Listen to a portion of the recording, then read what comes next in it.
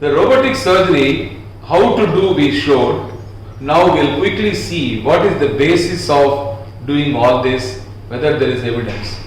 This surgery is evolving and it is available only in specialized centers and experienced surgeons, no doubt. Every technology coming in has got its own merits and demerits as it is evolving. The merits of it are very obvious. It has got an excellent target field and it can reach in the inaccessible areas and faster recovery, and most importantly the surgeon's comfort. This all comes with some demerits of most of which I am worried about is the cost and the power failure issues. Otherwise, the anesthesia challenges are well taken care of nowadays, and the training part, which was not available in India in the past, now it is available in our own setting. It is available in some other center also. Yanapaya, from where I am coming from, Mangalore, now has established a robotic training center wherein we are using the large animal facility to train surgeons coming all over the world. How it is different from laparoscopy is quite often asked question.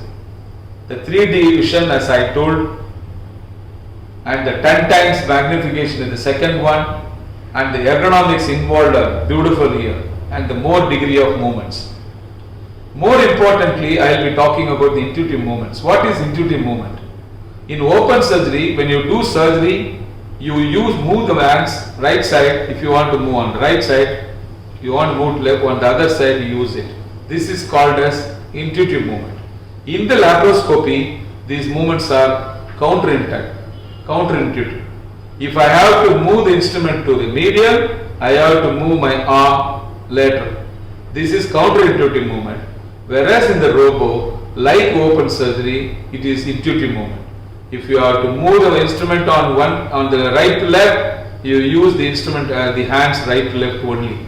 So that is probably one of the reasons they say that people with open surgery can move on easily, adapt to the robotic surgery, unlike laparoscopy.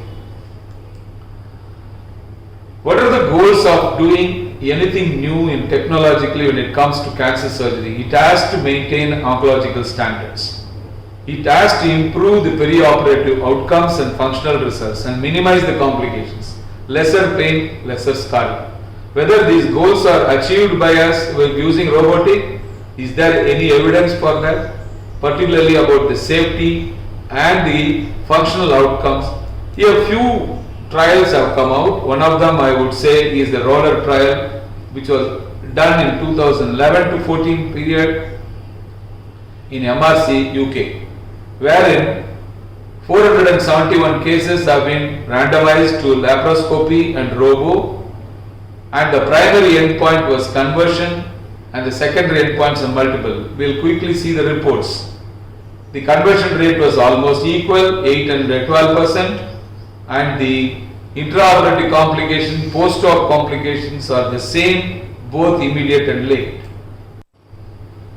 The circumferential resected margin also same, lymph node harvest is the same, proximal and distal margin positive rate also same. Then what makes the only difference they saw was the cost. The cost involvement was too high in the robotics when compared to laparoscopy, even in UK, and that continues to be an issue in our country as well. Look at one of the recent reports coming from NEJM, New England Journal of Medicine, regarding the cervical cancer. It is a randomized controlled trial done between 2008 and 17. Primary objective was non-inferiority. The number involved was 631.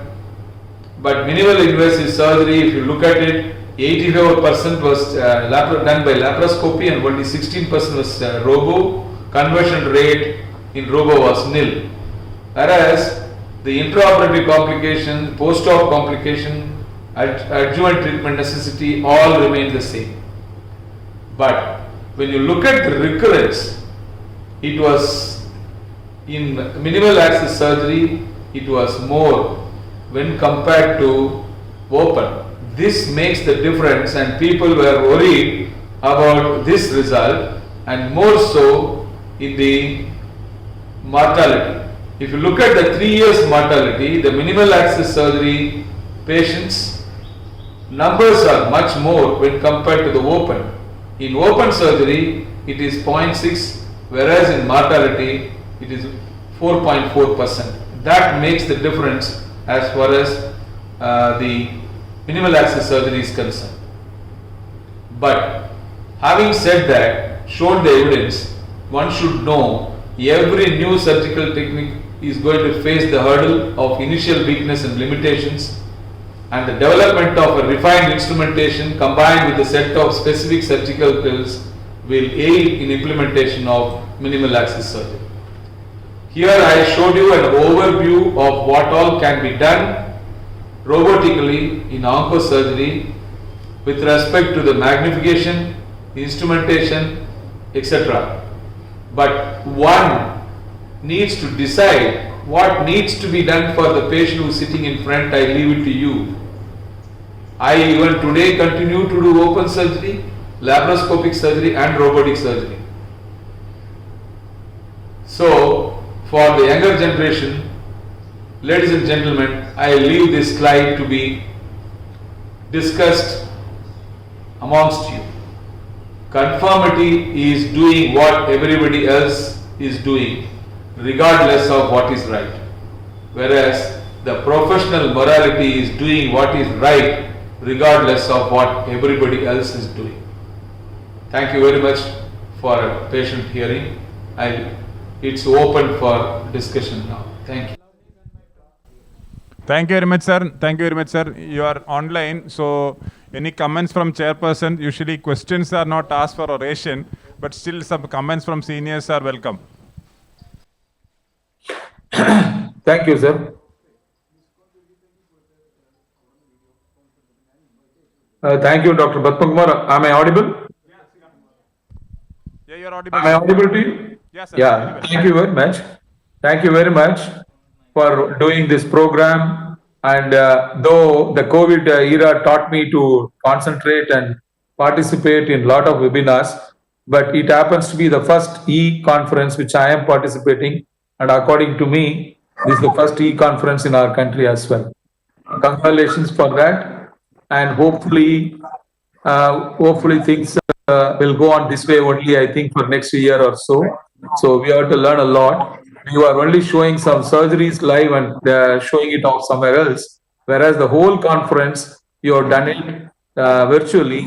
My compliments and congratulations basically for that. If anything else, anybody would like to comment and take questions, I am ready if the organizers permit. Sir, it is so crystal clear, your video as well as audio. We felt you are already doing it directly. That clear it was, sir. Excellent. Thank you very much, sir. Welcome. Any comments from moderators, chairpersons, respected chairpersons?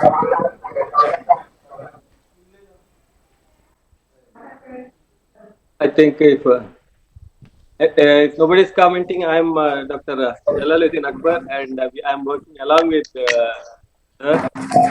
And actually, he put it so well that even we feel like listening to me again and again whenever he talks on this. It's very clear. The future as we go on in the surgical field, these computers, optics, and instrumentation will play a major role in the way we are going to treat our patients. It is very simple. It's like how we drive a car. The computers are making to drive a car much more easier. The same way the robots will make whatever the surgeon is going to do, probably will make it much more easier for him to do what he wants to do. One thing what I have realized is the magnification, as sir kept pointing out, is the magnification. The second thing is the scaling of movements. So whenever you move 3 centimeters or 1 centimeter, the movement is scaled down by 1/3. So you know the precision goes up much more. And the way you can control all the instruments, that actually makes it a very important thing. The only deficient thing what we at present, initially when we feel is we don't have the haptic sensation. We don't feel the tumor or anything. But eventually we learn to sight and make that difference. It is something like passing a thread into a needle eye, where you try to pass it by your vision, not by the feel. So robotic is a newer kid in the town, but eventually most of the centers eventually will pick up when the cost of these instruments come down. Thank you, Dr. Singh, for the comments. Anybody else? No, that was Dr. Jalaluddin Akbar. Dr. Jalaluddin, okay.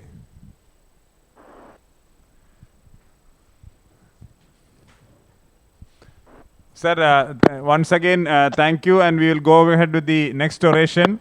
Thank you, Vijayakumar sir. Your Thank you. excellent Thank you very video much. and presentations. We all know that you are Thank you. excellent Thank you surgeon, very much. and you demonstrated also very well, sir. Thank you. The chairpersons, please continue for the next important oration by Professor Pawanindra Lal. He is professor and head of department of minimal access surgery, Maulana Azad Medical College, New Delhi. He is closely associated with the SELSI and Indian Hernia Society and Association of Surgeons of India as governing council or the national executive member. He is currently the executive director, National Board of Examinations, New Delhi. We have we have got the best person in the country who is dealing with all the examinations at different levels to tell us about how the surgical training should be in this difficult times of COVID era.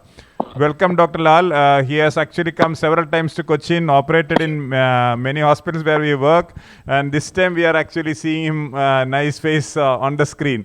Dr. Lal, so nice of you to accept our invitation in your busy schedule. Please go ahead with the oration. The chairpersons, any comments before sir is making his presentation? You are welcome. Otherwise, Dr. Lal can go ahead. Right, very good evening, Dr. Padma, and heartiest congratulations to you for this very first virtual conference, I think, which we are witnessing on the surgical fora. So, heartiest congratulations to you, and it's always a pleasure to be a part of your meetings. And I'm sure this one, again, you have made it as a first of and created history for all in the country. So I have this, and I'm very thankful for you, to you and your organizing committee for having given me this opportunity to talk on the surgery and surgical training in the COVID era. I would request if the organizers can give me the right to share the screen so that I can share the PowerPoint presentation. As you know, large number of teaching hospitals in the whole country have been converted into COVID hospitals, and surgical training has really taken a big setback.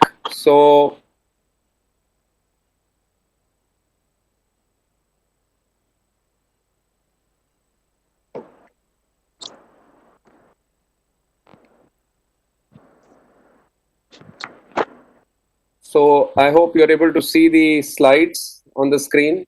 Yeah, nicely we can see, Dr. Lal. Please. All right. Thank you very much for that kind introduction as well. Greetings from my institution at Maulana Azad Medical College and now also at the National Board of Examinations. So I would like to, talk about surgical training now that we have the COVID as three eras that we have seen.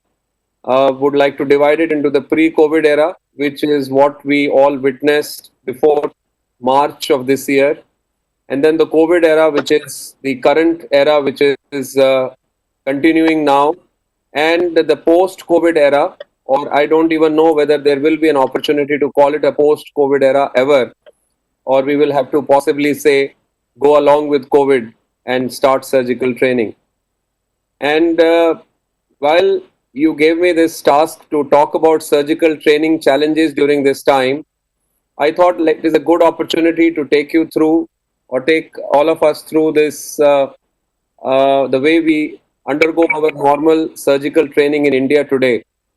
We all know that it is a 3-year program of a postgraduate training of MS or DNB, which encompasses training in the outpatient department, cases admitted and ward rounds, management of cases coming to the emergency, and then taking them into the emergency surgery and doing the actual acute cases related to surgery.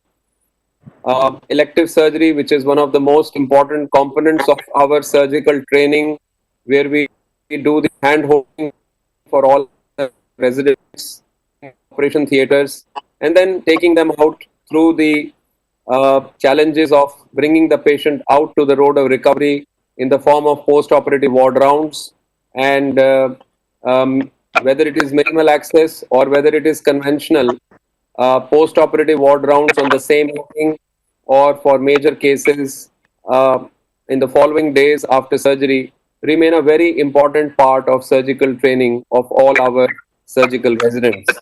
Apart from these actual hands-on training that we impart to our trainees, we also depend on some didactics in the form of seminars, journal clubs, and case discussions, which contribute to, if I would say, in my own medical college in MAMC, they are about total of 3 hours in a week. So entire 100 hours, working hours, if we were to talk about, say, 8 to 10 hours of daily work and 6 days, 60 hours, then only 3 hours would be to the formal teaching that they undergo in the form of a seminar, journal club, and case discussions. So how is it different and how is it challenging in India? We have a very compressed training program of 3 years. The optional senior residency program, which can go from any time from 1 month to 3 years, is an optional one. It is not a mandatory one, and therefore not everyone has a luxury of this additional 3-year training. As we see, most of our postgraduates actually either would like to go to the higher surgical training program in the form of MCH or a DNB in a super specialty, or would leave the practice to join as a specialist surgeon in one of the hospitals or in their own areas. But very few people actually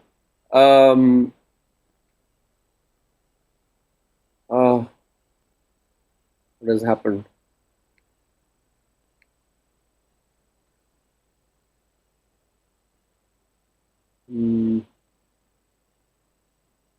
Something happened to my presentation.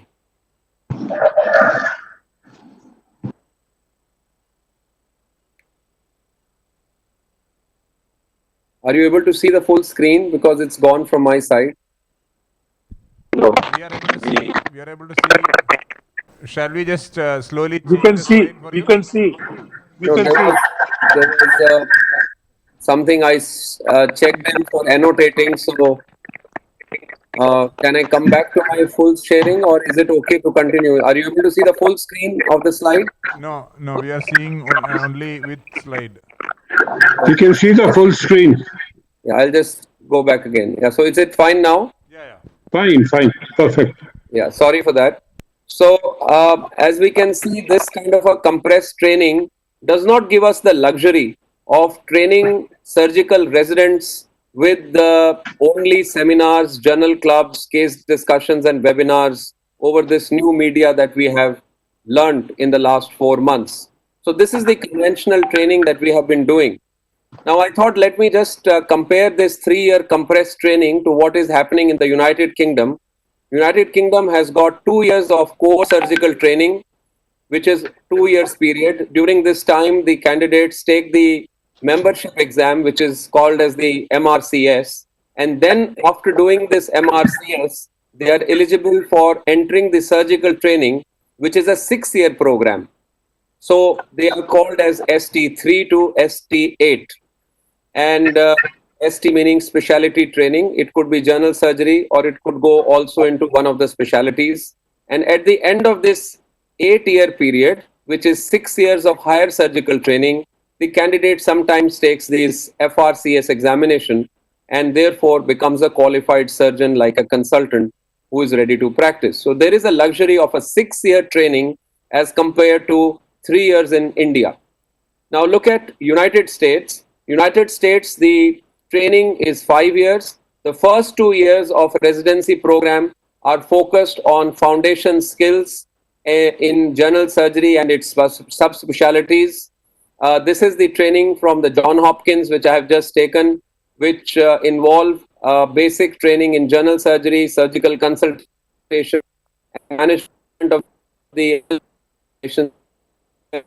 And then in the year 3 to 5, that means the subsequent 3 years, the candidates rotate through various disciplines and units of general surgery, including endocrine, colorectal, oncology, transplant, pediatric surgery, acute care and trauma, and therefore, and also other rotational trainings, including hepatopancreaticobiliary, surgical oncology, and more complex laparoscopic surgery. Now we can imagine how compressed our training is, and so if we come to a standstill in this kind of a situation where 4 months have gone by and surgical residents are left without work, what is the impact? So I would like to present before this August audience this recent paper which was published in the American Journal of Surgery in the month of June, which is just last month, about the impact that this COVID has created on surgical training in the country of Italy, where we all saw such a huge surge of patients and huge amount of mortality as well. And what they did was they compared a 2-month period of lockdown between 9th of March and 3rd of May and compared it to the 2 months of the prior period from January 9th to 8th of March. And what they found as a conclusion of this study was that surgical training, especially hands-on surgical experience and case logs, were drastically disrupted during these 2 months. And although the trainers, faculty members report that they worked hard to promote all kinds of self-education material using webinars or video-based discussion, which we are trying to do today, or over the period of last few weeks and months through various societies and media, still there have been challenges. They have also resorted to pelvic trainer simulations, and therefore they believed that the job of a surgeon remains hands-on, remains clinical, remains practical, and these aspects of clinical and practical training are highly impaired by the ongoing COVID-19 pandemic. And therefore, what they concluded based on their objective findings of the reduction in the amount of hands-on exposure that the surgical residents and the trainers alike were being exposed to, showed that this current situation cannot be sustainable for much more time, and therefore we need to be prepared with specific programs in case this condition was to continue unabated, or if, God forbid, the pandemic was to recur. I also would like to, in the same breath, present to you a paper which I came across from the bone and joint team of from Singapore, which was trying to tell us and which shows what is the way in which a surgical training program can continue during a pandemic, so that both aspects of the coins can be seen. So where in a situation there is all cancellation of elective surgical procedures and hospital rotations are all suspended, there is a real challenge, and there is also a serious risk of a burnout-like situation, including depression. And a lot of our residents have gone through serious havoc during these last 3 to 4 months, doing non-stop COVID duties in areas which they are not supposed to be normally handling. So normal training in Singapore in a bone and joint unit, which this paper came from, includes very structured rotation across specialties and institutions, extensive didactic curriculum, a progressive skills training in the operating room, and dedicated laboratory training sessions with validated models. This is their normal way of training. So what did they do as a means of working through this lockdown period? The first and foremost that they did was to educate the resident staff in preventing, the risk of getting a COVID. So every resident was taught clear guidelines on hygiene practices, correct use of the personal protective equipment, and all measures that they are likely to take in case of an ill health. And it was also engaged in only essential clinical services and not just any kind of work. And despite the cancellation of elective surgery, fortunately for this particular unit, emergency hand surgery workload, including trauma and infections, did not change much. It was continuing to work. Now, this is one of the situations coming from a very reputed centers in the world. What the second thing that this department has reported in this paper was using the technology and innovative learning methods which we have all used, such as webinars and case discussions, panel discussions, and so many of these things that we are already doing through this teleconferencing software. And this is something that all of us will need to be prepared to be working with. And this is the kind of innovative thinking that they started to do, how they can share a clinical situation which can incite thinking, which can incite not just rote knowledge, but actually a process where they can engage the surgical residents with what are the ways in which they are likely to manage a case, so that the thinking skills can actually work and possibly continue to enhance the knowledge that is possible to be done on a teleconferencing mode.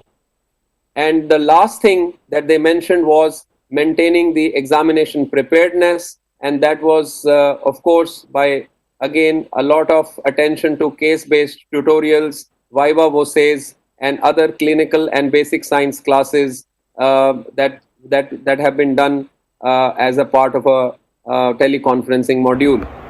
So, enhancing skills through the alternative approaches, they introduced training models where the surgical trainees could actually physically go and do the training on various models like banana peel model, tendon repairs using actual animal models, and many other exercises using synthetic material.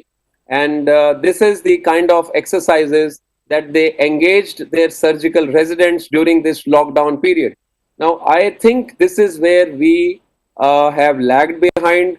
I would like to acknowledge that. And that lagging possibly happened because we lost our residents to a continuous COVID-19 work schedule. But this is how they got their residents on a rota basis to continue to have their skills alive, so that those skills do not die during a period of 8 or 12 or 16 weeks of lockdown.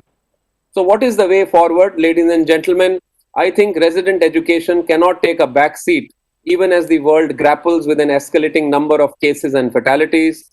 And despite technological advances, we have continued sometimes traditional teaching modes.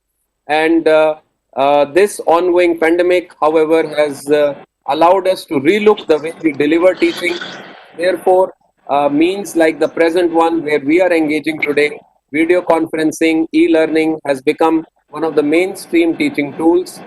There has to be, I am sure, an exit policy. And what is the exit policy? If we want to see surgical training alive and kicking, we will need to move on and possibly designate hospitals as COVID and non-COVID hospitals, so that training continues in the non-COVID hospitals for non-COVID patients which have literally taken a back seat. We will have to segregate COVID and non-COVID areas in the same hospital. Continuous working of both kind of patients is required, and it is not possible to separate out the two groups of people. We will need to start non-COVID surgical work in a graded manner, where it may be possible to test all the cases for COVID, which is now become much more easier with the increase in the number of testing that is available by the government, and we can continue or restart emergency work with testing, and again the cases can be tested as a routine policy. What is surgical education today? To me, it is a bedside teaching, it is decision making, it is pre-operative workup, it is operative surgical skills learned in the actual operation theater, in the actual patient, working with the mentor.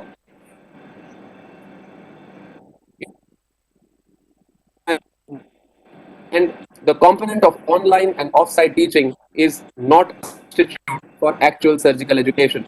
So to conclude, ladies and gentlemen, surgical training in COVID area has been seriously affected. We need to evolve teaching with online platforms.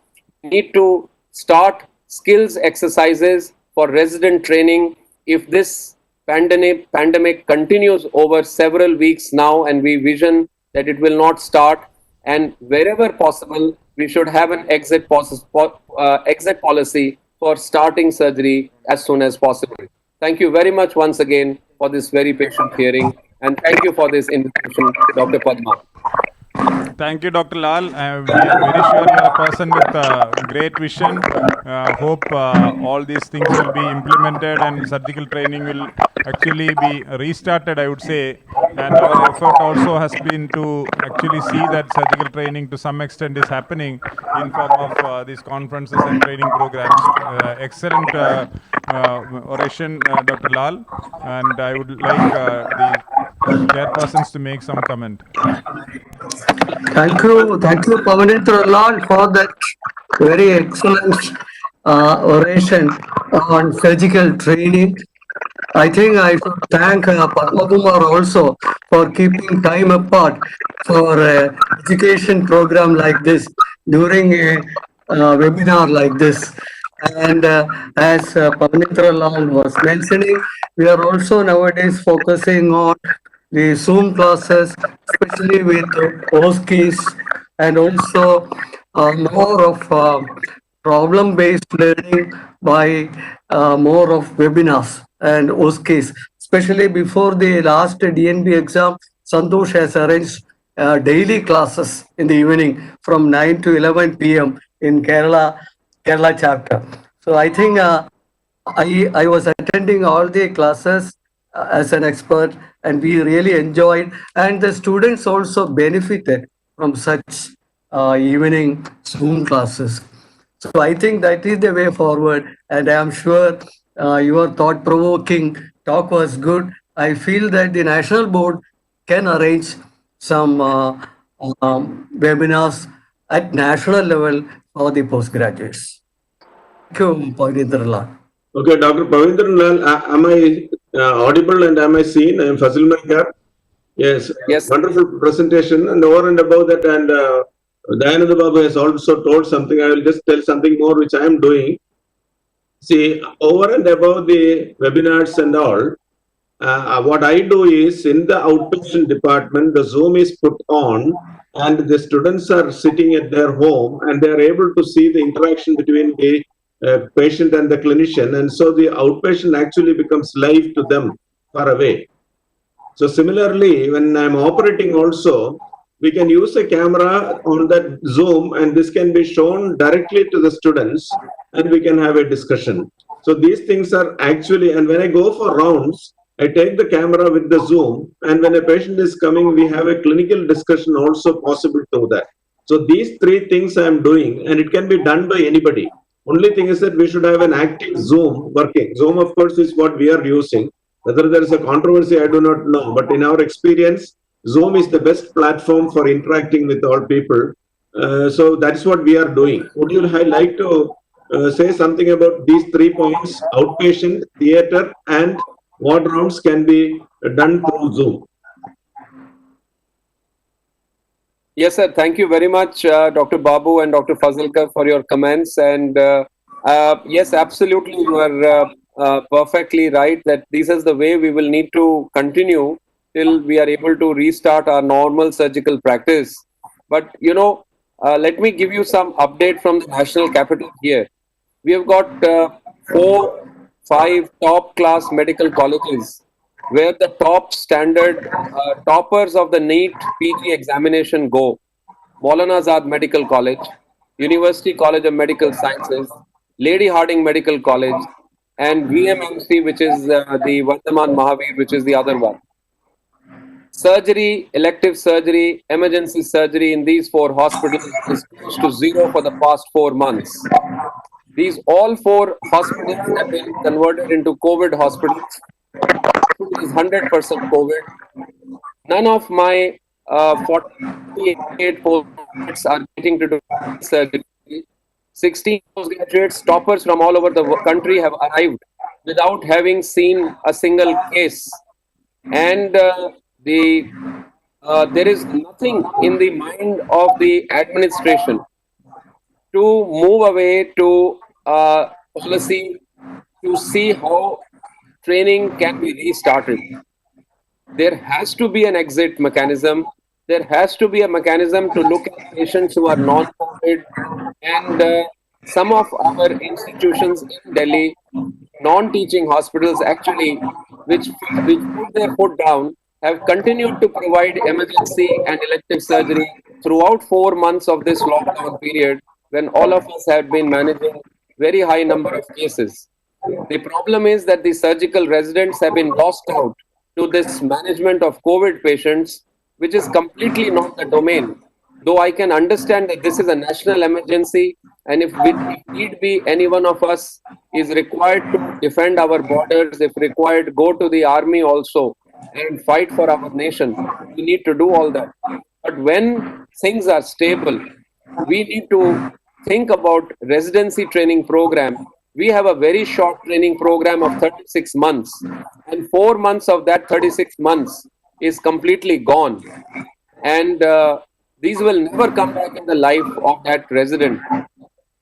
So I know we have just started the general surgery exit exam in National Board. We had it yesterday. Over 270 candidates appeared in this examination. And it was such a challenging task to get the examination done. The universities elsewhere have not even got a clue how to do the examination for their own postgraduate final year students and how to make them eligible for the NEET super specialty exam, which is going to come in the mid of September. So there is such a lot of pressure happening on our residents, and there needs to be a focused policy from all our administrators that surgical training needs to be restarted, and there needs to be a policy of something going